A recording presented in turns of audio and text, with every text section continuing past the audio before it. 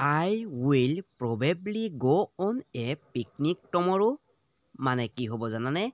इसका मतलब है हम सबसे पहले एक एक का वर्ड का मीनिंग जान लेंगे। I will का मतलब है অসমীয়াত মই হম और हिंदीते मैं होऊंगा। ठीक है, इसके बाद में प्रोबेबली का मतलब होबो অসমীয়াत সম্ভৱ और हिंदीते संभव। इसके बाद में रह गया गो ऑन का मतलब है जुआ ऊपर बा हिंदीते जाना ऊपर। इसके बाद में वर्ड रह गया पिकनिक टमोरो का मतलब है অসমীয়াতে হব ইয়াৰ শব্দ পিকনিক কাইলৈ আৰু পিকনিক কাল। बुझिसाने? এতিয়া আমি গোটেই কেইটাক একেলগে মিলাই কিনি কি পাম? सबके एक साथ में जोड़ने से हमको क्या मिलता है? शायद कल मैं पिकनिक पे चला जाऊंगा। शायद कल मैं पिकनिक पे चला जाऊंगा। कितना सुंदर सेंटेंस हुआ है। पर हमको क्या करना होगा? पहले एक एक का वर्ड का मीनिंग जानना होगा। इसके बाद में आसामीस में दिया हूँ। इसका मतलब काइলৈ सागे मैं पिकनिक लय जामगৈ। बुझिसाने? काइলৈ सागे मैं पिकनिक लय जामगৈ बा गुसि जाम। এই কথাষাৰ কোৱা হৈছে। আকৌ দিছো চোৱা, Are you guys going on a picnic too? Are you guys going on a picnic too? यहाँ में भी हम क्या करेंगे? एक एक वर्ड का मीनिंग जानेंगे। Are you का मतलब तुम्ही होय ने? हिंदीते तुम हो क्या? और गाइस का मतलब है बंधु। हिंदी में क्या बोलते हैं? অসমীয়াত কোৱা হয় বন্ধু সকল বা লগৰীয়া আৰু হিন্দীতে কোৱা হয় দোস্ত। বুজিছানে? তাৰ পাছত আছে কি আছে? গোয়িং অন এ মানে কি হ'ব? আমি এটা শব্দৰ অৰ্থ জানি লম, তাৰ পিছতে সেন্টেন্সটো বুজি পাম দেই। গোয়িং অন এ মানে যোৱাতে এটা আৰু হিন্দীতে কোৱা হ'ব जाने का एक। फिर रह गया पिकनिक टू का मतलब असमिया में होता है पिकनिक और हिंदी में पिकनिक भी। अब हम एक साथ जोड़ के देख लेंगे क्या मिला है हमको मिलता है दोस्तों आप लोग भी पिकनिक पे जा रहे हो क्या?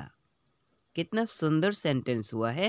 और हमको क्या करना होगा? सबसे पहले एक एक वर्ड का मीनिंग जानना होगा। फिर उसे मैं आसामीस में दे रहा हूँ, आसामीस में भी देख लेना आप लोग। जिसने देखिए क्या दिया हूँ, बंधुসকল তোমালোকেও পিকনিক লৈ গৈ আছানে? কিমান ধুনীয়া বাক্য হ'ল। কিন্তু আমি কি কৰিব লাগিব? প্ৰথমে এটা কৈ শব্দ অৰ্থ জানিব লাগিব। শব্দ অৰ্থবোৰ উলাই দিলে তাৰ পিছত বাক্যটো আমি সুন্দৰকৈ সজাই বনাব পাৰো। ইয়াৰ পিছত আকৌ এটা দি আছো চোৱা। Yes, we are all going to picnic। মানে ইয়াৰ অৰ্থটো কি হ'ব? ইয়াৰো এটা ইয়াৰ নোলাও দেই। ইয়াত শব্দবোৰৰ অৰ্থ বুজাব নালাগে, তোমালোকে বুজি পাবা। এইকেইটা কঠিন শব্দ নাই ইয়াত মই ডাইৰেক্টকৈ দি দিছো চোৱা। হিন্দীতে দিছো প্ৰথমে। जी हाँ, हम भी पिकनिक पे जा रहे हैं।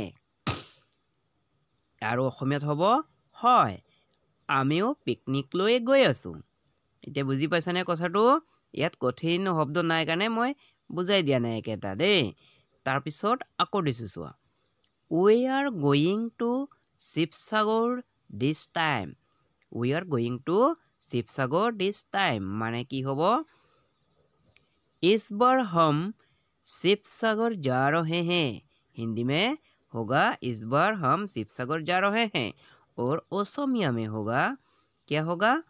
এইবাৰ আমি শিৱসাগৰলৈ গৈ আছো। এইবাৰ আমি শিৱসাগৰলৈ গৈ আছো। ইয়াৰ পাছত আকৌ দি আছো I heard that their picnic has been cancelled। ইয়াত কি বুজি পাইছানে? ইয়াত কি কোৱা হৈছে? चुआ सुना हूँ कि उनके पिकनिक रद्द हो गई है ইয়াৰ অৰ্থ কি বুজি পালা চোৱা মই বুজাই দিম প্ৰথমে অসমীয়াত দি লৈছো তাৰ পিছত বুজাই দিম দেই অসমীয়াত ইয়াৰ অৰ্থ কি হ'ব শুনিছো সিহঁতৰ পিকনিক বাতিল কৰা হৈছে ইয়াত চোৱা বাতিল আৰু ৰুদ্ধ ইয়াৰ অৰ্থ কি হ'ল কেনসেল বুজি পাইছানে এই যে कैंसिल इंग्लिशत আমি यूज करू নহয় व्यवहार करू इसका मतलब क्या होता है हिंदी में रद्द होता है और असमिया में बातिल होता है ठीक है लेकिन हम लोग ये बातिल और रद्द यूज नहीं करते हैं इंग्लिश में ही बोल देते हैं कैंसिल हो गया कैंसिल करूंगा ऐसे ही बोलते हैं लेकिन असमिया में बातिल बोलता है अब क्या करेंगे हम छोटा छोटा कुछ वर्ड का मीनिंग दे देंगे सिम सिम का मतलब होता है शायद और असमिया में होता है हबला बुझी पाइछाने आमी कौ নহয় तार पिছত चुआ प्रोबेबली का मतलब हिंदी में शायद या संभव पर असमिया में बहुत कुछ बोलता है सागे हबला संभव बोध হয় আমি কথা কওঁতে গণ হয় মই সাগে নাযাও মই হবলা কৰো একেটাৰ অৰ্থ হ'ল probably আকৌ দিছো নাইস প্ৰিটি বিউটিফুল কুড একেলগে চাৰিটা দি দিছো এইকেটাৰ কি অৰ্থ হ'ব আমি প্ৰথমে হিন্দীৰ অৰ্থটো চাই লম হিন্দীতে কি পালো সুন্দৰ খুবসুৰত अच्छा সুন্দৰ প্যাৰা এটো সুন্দৰ আৰু সুন্দৰ দে একেটাই হয় তথাপি মই দি দিছো কোনোবাই এনেকৈ বুজি পায় কেনে কোনোবাই আকৌ কি ধৰে বুজে দে তাৰপিছত অসমীয়াত কি পাম আমি ভাল ধুনিয়া সুন্দৰ মৰমিয়া কিবা এটা বস্তু পাম নহয় বহুত নাইস আমি কিবা ফটো এটাত নাইস বুলি কমেন্ট কৰো নহয় একেটা গোটেই একেটাৰ অৰ্থ মই দি দিছো আকৌ দিছো চোৱা ইট ইজ মানে শৰ্টত হয় আৰু ফুল কৈ হলে इट इज होबो समझ रहे हैं ना आप लोग अब इसका मतलब हिंदी में क्या होता है यो है और असमिया में एटू है फिर दे रहा हूं एक वर्ड देखिए आई विल गो इसका फुल नेम है आई विल गो तो लिखने में इसे शॉर्टकट में लिखते हैं आई विल गो इसका मतलब है मैं जाऊंगा और असमिया में होगा মই যাম এতিয়া বুজি পাইছানে তোমালোকে তাৰ পিছত আমি কি কৰিম আকৌ দিছো চোৱা डिश इन तीनों का मतलब क्या होता है डिश का मतलब है यो और मिडिल डिश का मतलब है व्यंजन और